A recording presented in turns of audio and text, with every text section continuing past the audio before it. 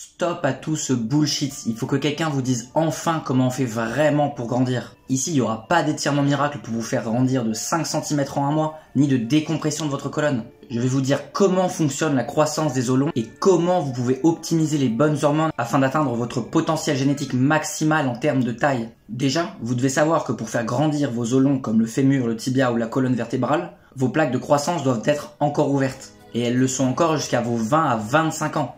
Donc si vous avez plus de 20 ans, je peux pas vous garantir que vous allez grandir. Mais si vous êtes plus jeune, vous venez de tomber sur un lingot d'or. Vous allez pouvoir pousser votre potentiel génétique en termes de croissance à son paroxysme. Et pour info, ne prenez pas en considération la taille que vous prédit votre médecin quand vous avez 2 ans. S'il vous dit que vous ferez 1m75 adulte, ça veut juste dire que la personne moyenne fera 1m75 adulte, basé sur la taille que vous faites à 2 ans. Et ça part du principe que vous allez avoir des habitudes de vie moyennes pendant toute votre croissance. Sauf que ici, on n'est pas là pour être dans la moyenne. On est là pour optimiser ses hormones et pour avoir la croissance maximale que sa génétique a à offrir. Et croyez-moi, votre potentiel génétique est sûrement bien plus haut que vous ne le pensez. Tout le monde est à des années-lumière de son potentiel génétique. Si vous appliquez les bonnes méthodes assez tôt, vous pouvez très bien faire 1m90 alors qu'on vous avait prédit 1m75.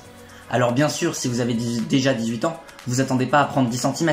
Mais vous pouvez sûrement en gratter encore quelques-uns. Bon alors, je vous ai déjà fait perdre assez de temps, alors rentrons dans le vif du sujet. L'hormone qui permet de changer votre cartilage osseux présent dans vos plaques de croissance en os, et ainsi allonger vos os, s'appelle IGF-1, facteur de croissance d'insuline 1 en français.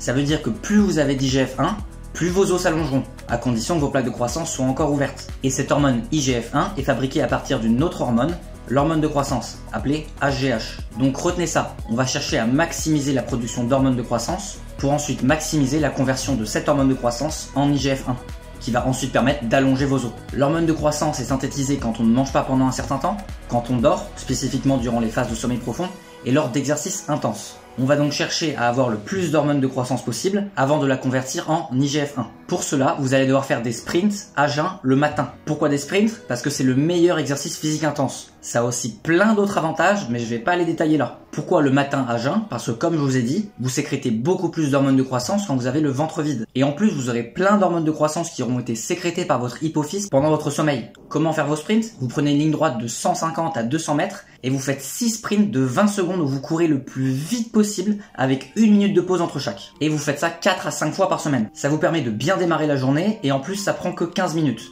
Donc vous avez aucune excuse de temps pour pas le faire. Et en plus, le fait de voir la lumière du soleil le matin va aider à optimiser votre horloge circadienne pour vous aider à mieux dormir. Donc maintenant que vous avez beaucoup d'hormones de croissance dans le sang, il va falloir chercher à la convertir en IGF-1 afin de pouvoir allonger vos os. Et cette conversion se passe dans le foie. Et pour qu'elle ait lieu, il ne faut qu'une seule chose. Il va falloir faire monter votre glycémie. Mais attention, pas question de prendre des sucres raffinés de mauvaise qualité. Il vous faut les meilleurs sucres possibles. Et ils se trouvent dans les fruits et le lait cru. Si vous pouvez mettre la main sur du lait cru en allant en acheter aux producteurs locaux, c'est parfait, c'est le meilleur aliment possible. Sinon, des fruits. Après vos sprints, mangez des fruits. Et lésinez pas sur la quantité, au moins 3 ou 4. Et du coup, avec rajoutez 1 ml de lait cru si vous en avez. Et attention, pas question de faire monter sa glycémie avant d'avoir produit énormément d'hormones de croissance. L'insuline qui va être sécrétée quand vous mangez des fruits est complètement antagoniste à l'hormone de croissance. Ce qui veut dire que si vous mangez du sucre avant d'aller vous coucher ou avant d'aller faire vos sprints, vous produirez beaucoup moins de cette hormone. Donc le matin, les sprints, j'insiste, c'est à jeun, sans avoir mangé. Deuxième chose qu'il vous faut pour maximiser votre croissance, ça va être des micronutriments, et certains en particulier. Et ben ouais, l'hormone IGF-1, c'est comme si c'était les ouvriers de votre chantier.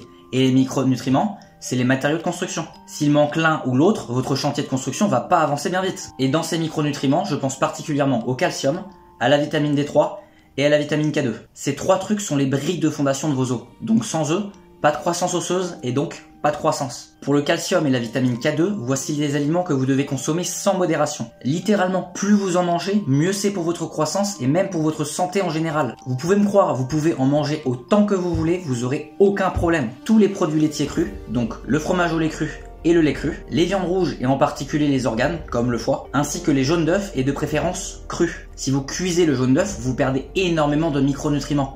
Alors mangez vos œufs mollets ou au plat. Et pour la vitamine D3, rien de mieux que la bonne vieille lumière du soleil. Elle a d'innombrables bienfaits sur votre santé et votre humeur en plus de vous faire synthétiser la vitamine D. Vraiment, je pèse mes mots en disant ça. La lumière du soleil est tellement sous-cotée. Elle permet d'augmenter vos sécrétions de dopamine et donc votre humeur. Elle permet d'augmenter le nombre de mitochondries dans vos cellules et donc la vitesse de votre métabolisme et donc de perdre du poids facilement. Elle permet aussi de régler votre horloge circadienne et donc de mieux dormir, ce qui est crucial pour la croissance et pour votre santé en général. Et même s'il n'y a pas directement le soleil qui est là, je parle juste de la lumière du soleil ambiante, quand c'est nuageux par exemple. Donc je résume le protocole pour atteindre son potentiel génétique en termes de croissance. Dormez beaucoup.